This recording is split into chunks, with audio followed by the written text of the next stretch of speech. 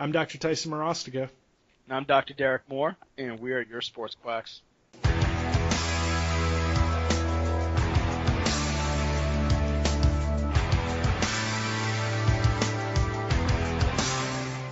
All right, and welcome back to all of our sports quacks out there.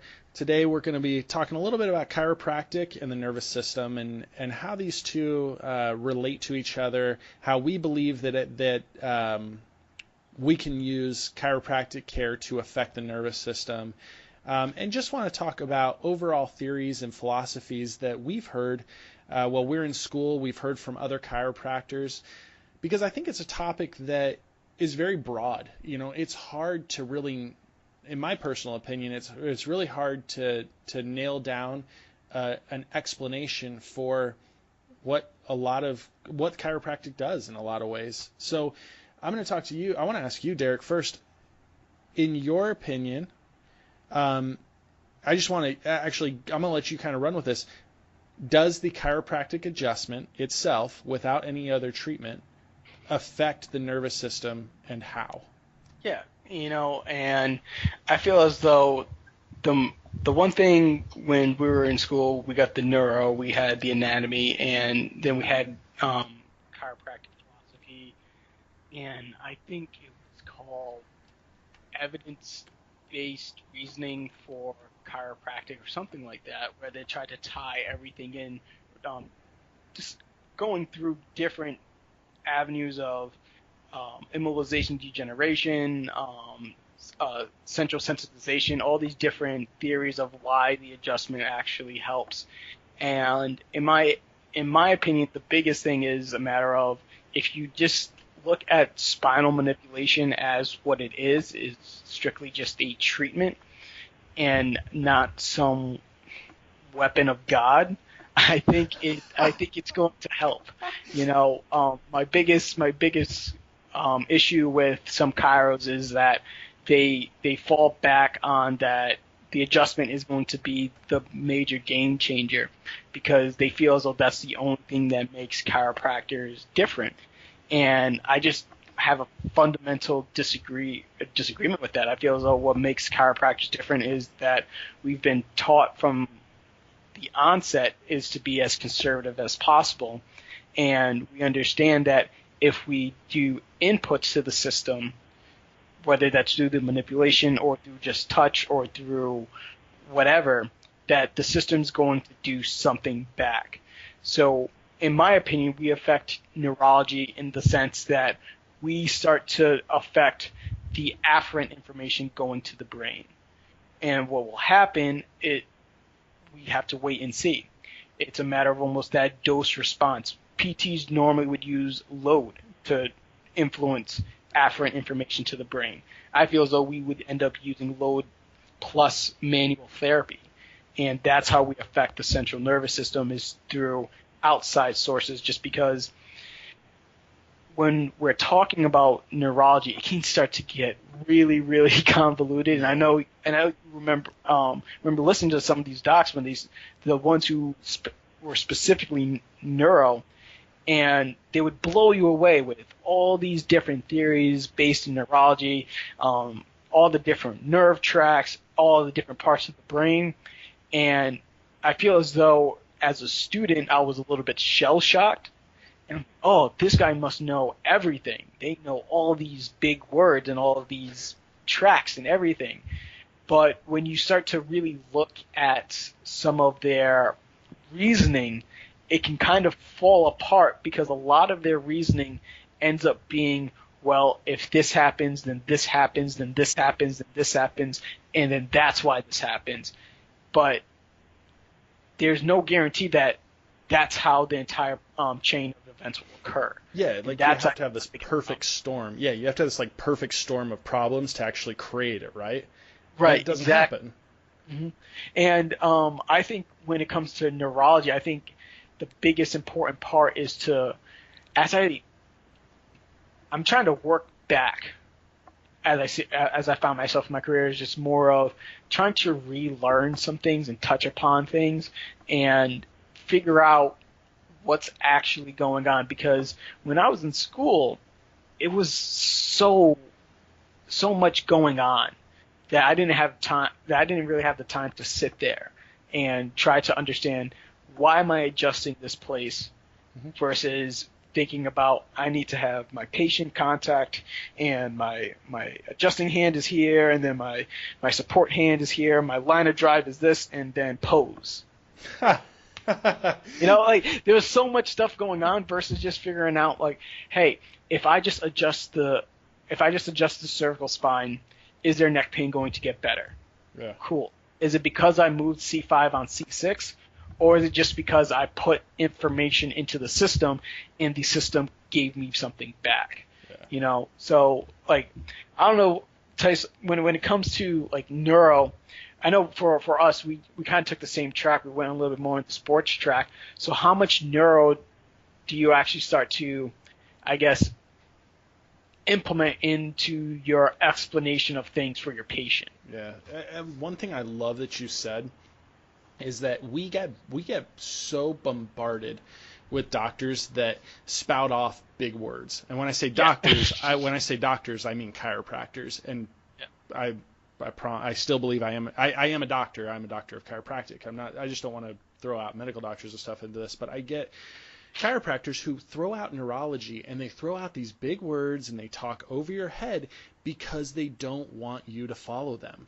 It's so weird, because if you just sit there for 5 seconds and you think about what they say, you can punch a hole in a lot of their logic, right? So for me, when I talk neurology with patients, I mean, here's the thing. I talk about neurology all the time, right?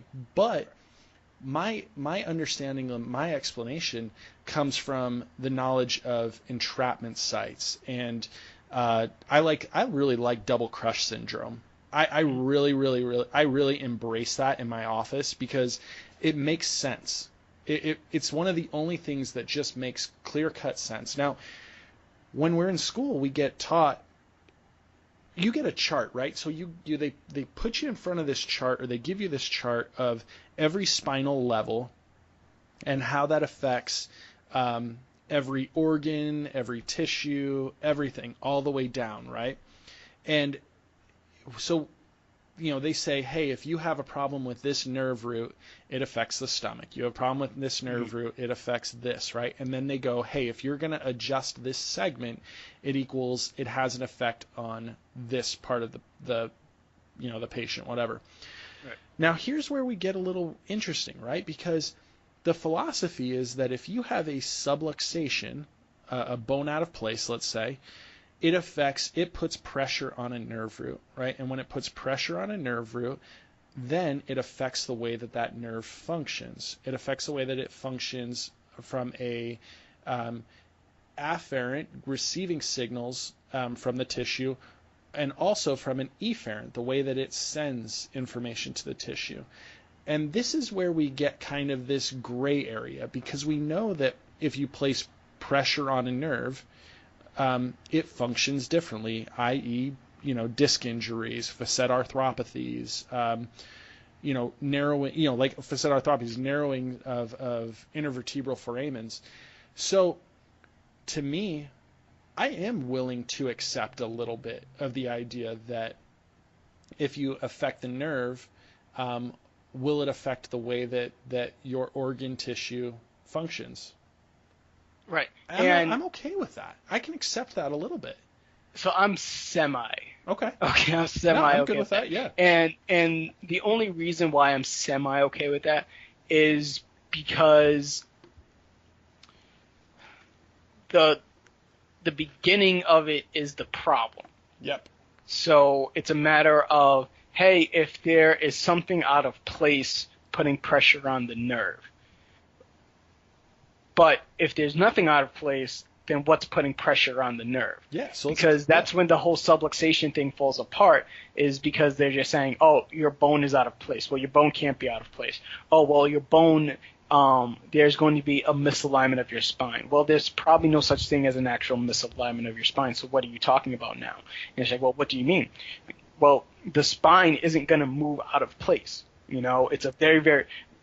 Go through dissection. When you try to take it apart, like the spine is that posterior longitudinal ligament, that and that anterior lateral, it's not allowing anything to move. No, that stuff's locked down. It's locked in. So what they're trying to say is that there can be these tiny millimeters worth of motion in the spine causing these problems.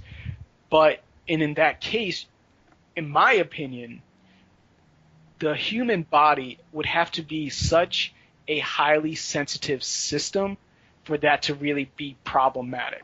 Whereas if you and I work in more of a sports oriented field, the way these people take lumps and the things that just general population, I mean athletes, just the things that general people do on a day-to-day basis, if a tiny millimeter worth of misalignment were to cause all of these problems, then every time you broke an arm, every time you slipped and fell, you would be destroyed. You would fall apart. Yeah. So I feel as though I feel like the subluxation theory makes the human body and the way that the body responds to trauma more sensitive than it actually is. It presents it as a sensitive structure, which I don't think so. I think the body's more robust than that theory. Well, but think about that. You say that right there, where people come from the thought that the body is easily upsettable, but yet if you put the body in the right place, it easily heals itself.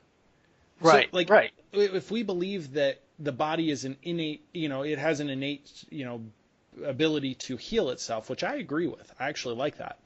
I have a problem with the initial philosophy that it's easily goes out of place. Like it easily goes out of place, slips in, slips out by sitting at your desk. You can get a subluxation for sitting at your desk for long periods of time.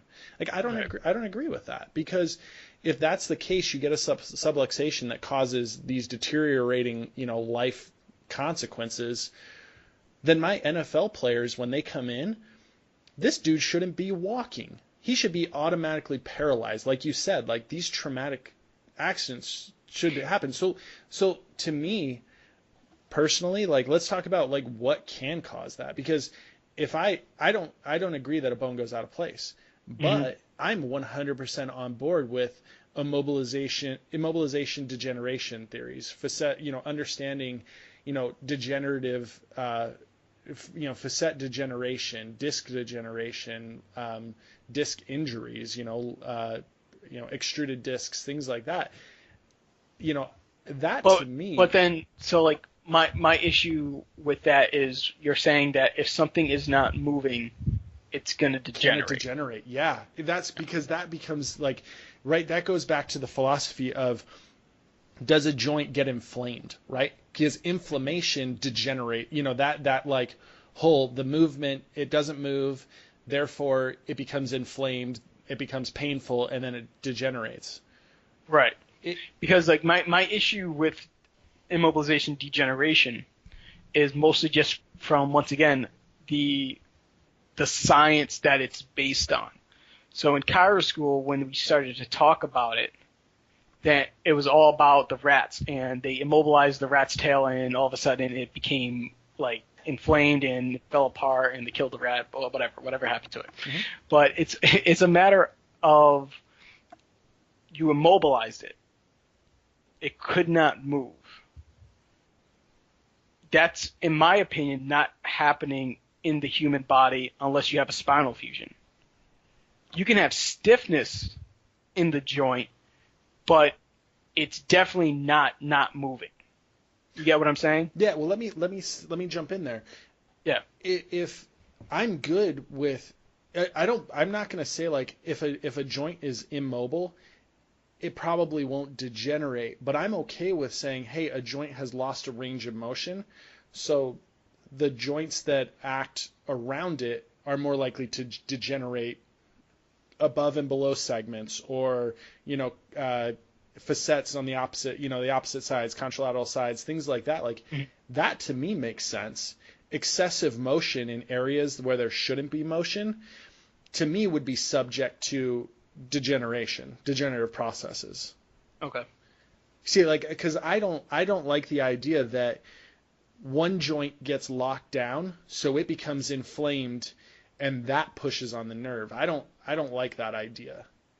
Right. So you would say that in that case you would think that the other two motions were more problematic, or because when we are talking about, okay, well, let's just keep it simple when we're talking, all right, it's L2, L3, L4. Mhm. L3 on L4 isn't moving, so we're saying that L2 is a problem now and L5 is a problem now. Could be.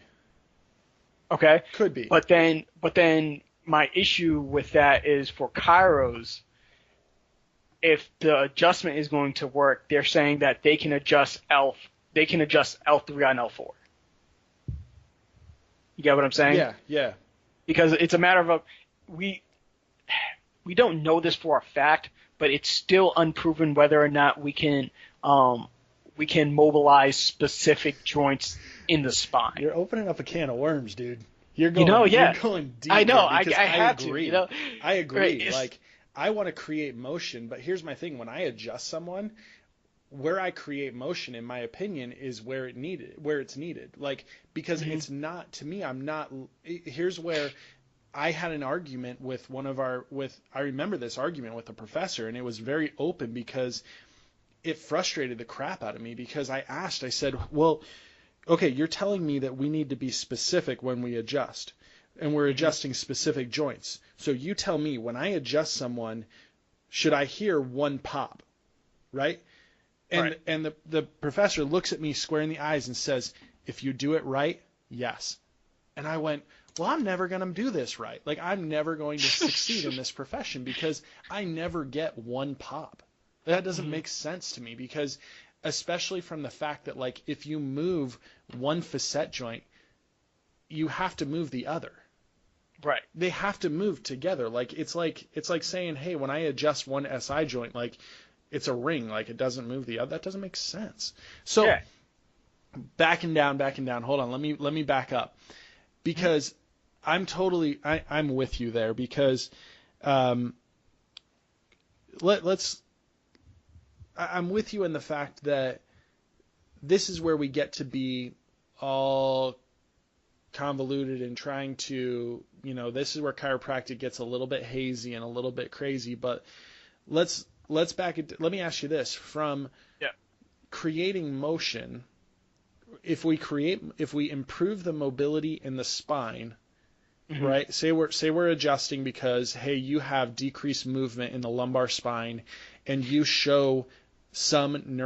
do show neurological symptoms, like you do show signs of sciatica, femoral nerve entrapments, and we can't locate the entrapment site in the hip, mhm. and so we know that it's higher up. If I'm adjusting you, or say that, am I creating motion? Would you agree that that motion can decrease neurological symptoms, or would you use Yeah. an adjustment to affect those neurological symptoms? To affect the. Oh, okay. Right. Yeah. But when I'm explaining that to a patient, I'm trying to tell them, hey, this pain is most likely coming from your lumbar spine versus peripheral entrapment, I usually say it's because of sensitization, where it for some reason or not the back is what's really kind of causing this pain. There's something going on in the lower back, and through the assessment, we'll usually see whether or not that there is either an inability to control positions, which is usually what I end up seeing, just if we're just talking about a disc, um, or sometimes if we're just talking about mechanical low back pain, or like a really kind of flared up facet.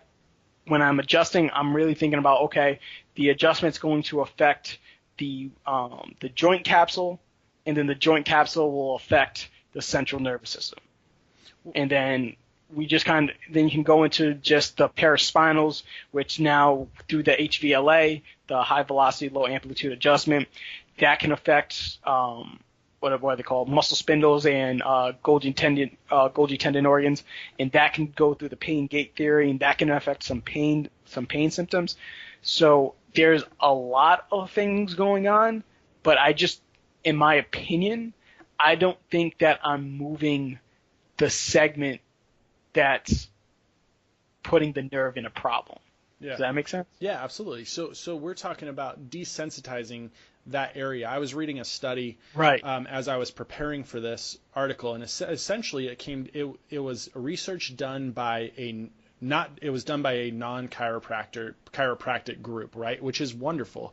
They were doing research on joint mobilization and essentially desensitization of the central nervous system, and they found that any work that was done on any tissue attaching to the spine, whether that's paraspinals, QL, multifidi, that type of work, or the adjustment itself, they found that had a desensitization effect on the nervous system, right?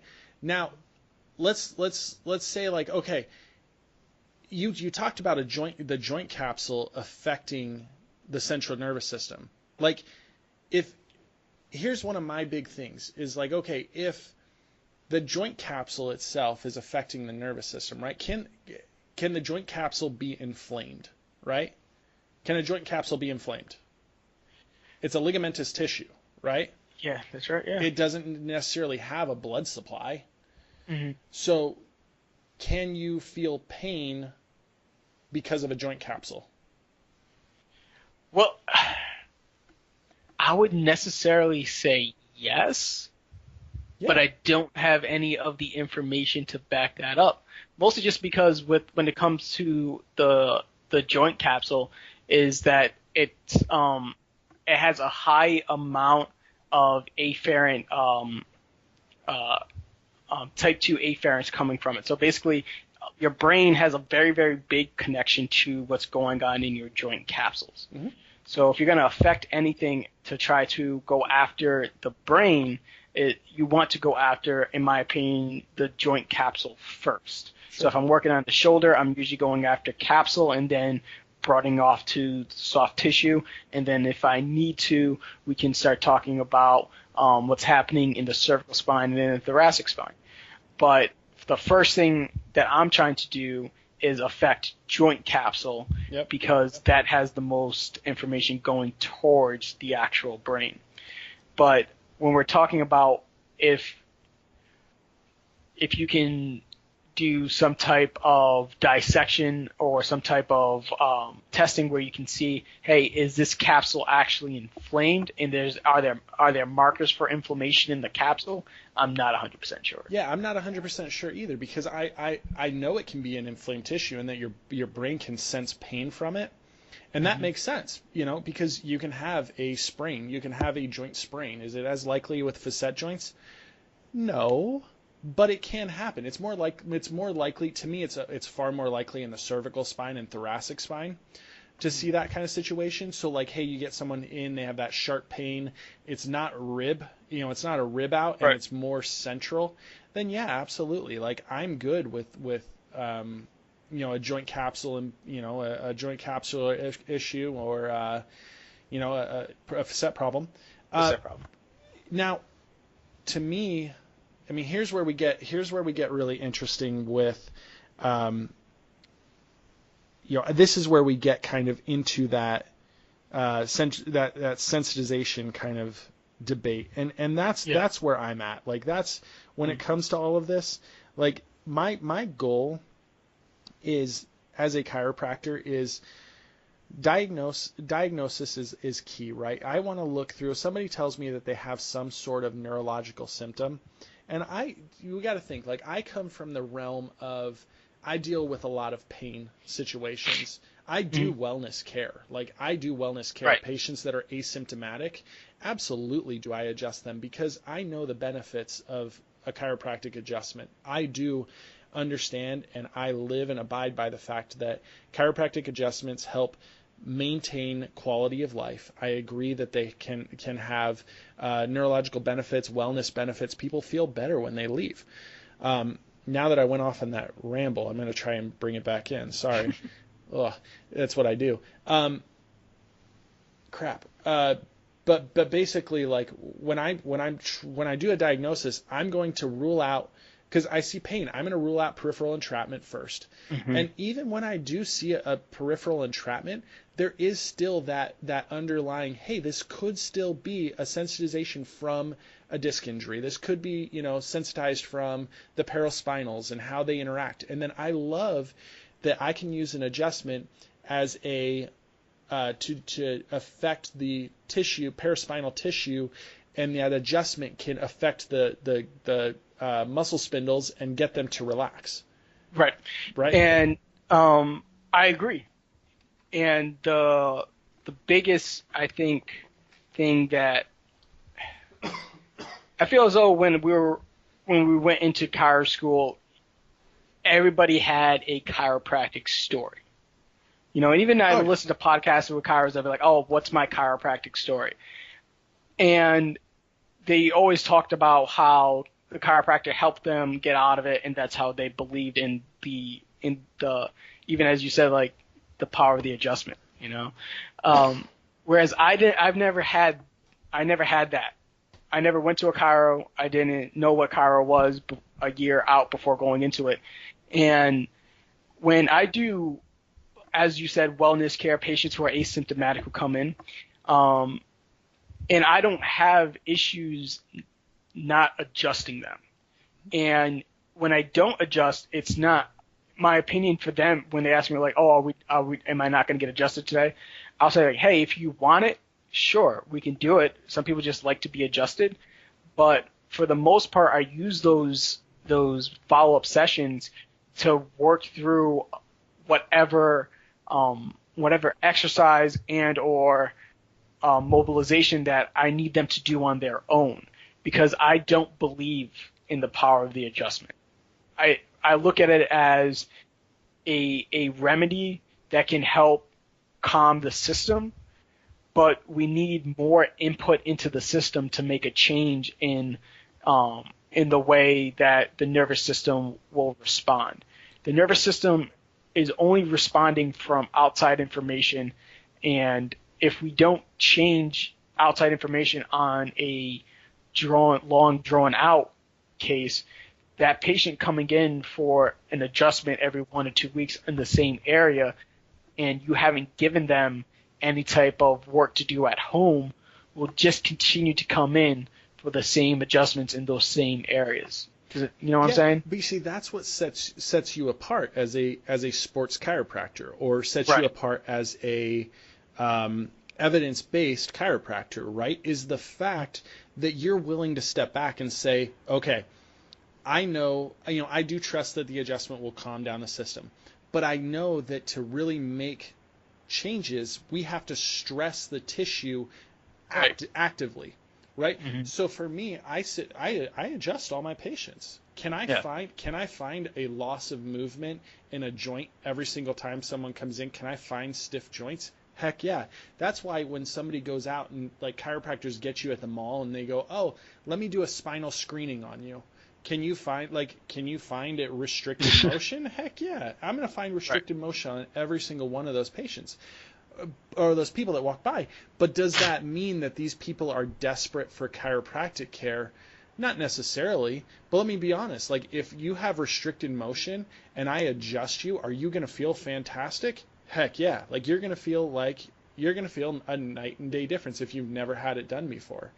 Mm-hmm. When that first time you get someone to, I'm going to say this is going to sound real harsh, but the first time you explode through somebody's thoracic spine when they've been sitting at a desk all day, they're going to absolutely love you.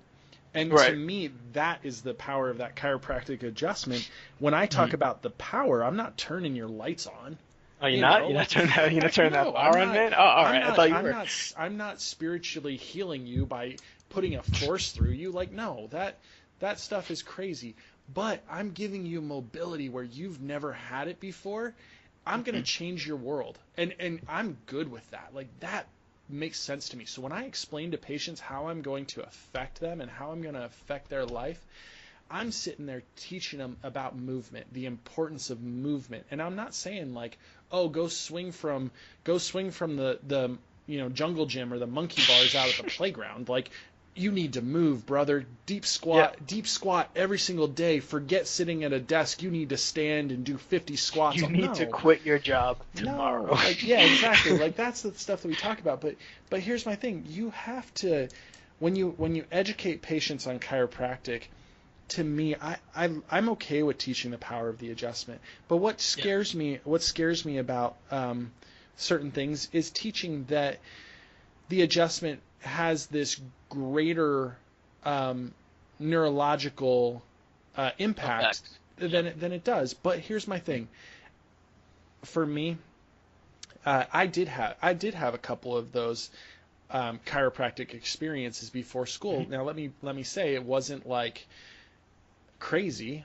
Yeah. And most of it revolved around pain. And as being a golfer, I was subject to, sciatic type pain. I guarantee I have bulged and protruded discs, from that sport. Thank you very much, rotational sports. They screw you over for life, but they get you addicted. That's why you see 70-year-old men playing softball when There they you go. really, they become rotational sports for some reason are addicting. So I've had those experiences with chiropractors. So I'm good. I'm open to talking about, hey, can this possibly do it? But I always explain to my patients, hey, if they come in saying, hey, I read somewhere that chiropractic can do this, I'm going to look at them and say, to be honest, there's no evidence that completely supports that, but am I open to that? Yeah, I'm open. I'm open. And but the problem is I'm an open skeptic. Yeah. You Right. know, Like that when I have a patient say like, "Hey, I've I can go to the bathroom now. I'm not as constipated." I'm like, cool. That's it. I just don't take any. I don't take any. If you want to say like, "Oh, could that have happened?" It's like I have no idea. Because Maybe. Probably not. as So, soon as you who start to cares? try and explain it, you bury yourself in a rabbit hole. Because guess what? Yep. Like, I don't know. Like, yeah, I'll explain it. I'll explain that maybe it was something pressing on a nerve, or maybe I can explain that if you can urinate now, hey, I adjusted it. Maybe the psoas loosened up. Maybe the femoral nerve relaxed, and then hey, you know what? Now you can hold an Right. Yeah. You erection get right. for longer than Right. 2 minutes. Right. But you fall through that fallacy of logic where it's just like after this happens because of what just happened there, and I don't want my patients dependent on me to fix their issues. Wait, you don't You want know, it? You don't want some patient to like be determined, dependent on you to hold their erection for longer than a no, couple? No. no, like he doesn't need me to hold his erection. He can hold his. Can he hold his own erection, Derek? I'm hoping. I don't know. This podcast went off on a weird tangent. Here it is. But that's the thing. That's what's great about what we do, right? So Yeah. here's the thing. Like, yeah, there's open-ended stuff. Like, I don't have all the answers to things. Like, I really don't. But here's the thing. My background in sports chiropractic, my understanding of how the nerves move from the spine, how they move peripherally, does give me a point of view that a lot of doctors don't have. Gives us, you and I both, we both have that standpoint of where whatever, we have that foundation is what I want to say. Mhm. Right. So here's my thing. I'm okay with listening and reading and studying and finding these things, and these are going to leave us for topics to run on and a lot of great stuff to talk about. So here's the thing. If you're a chiropractor, if you're a student, don't get locked into one set thing. You can be open, but be able to sniff through the BS. Be able to question, and don't be afraid to question. So here's my thing. Does chiropractic affect the nervous system? Yes, it does. Does the chiropractic adjustment? Absolutely, it does. But there's still research to be done out there. And I know Derek and I will Derek's a lot more skeptic about it than I am. But here's the thing. Does that matter? No. Heck no. We can have great effects on the patient if you do a proper exam, you get proper diagnosis. The tools are there. You learn tools, you have access, and you have knowledge. So trust it. This kind of went off on tangents. It's kind of weird, kind of different, but we want to we want to hear you guys. If you're a chiropractor and you have knowledge, you have background, you have more neurological background, information than us, please send us questions or send us ideas. We'd love to talk about them and debate it or bring someone on here. So, like always, follow us on Facebook. Like us, or whatever. Like us on Facebook. Follow us on Instagram. Follow us on Twitter and whatever. I'm not a tech guy. But There hit you us go. up, hit us up. We'd love to hear from you guys. Thanks for listening. We'll talk to you guys next time.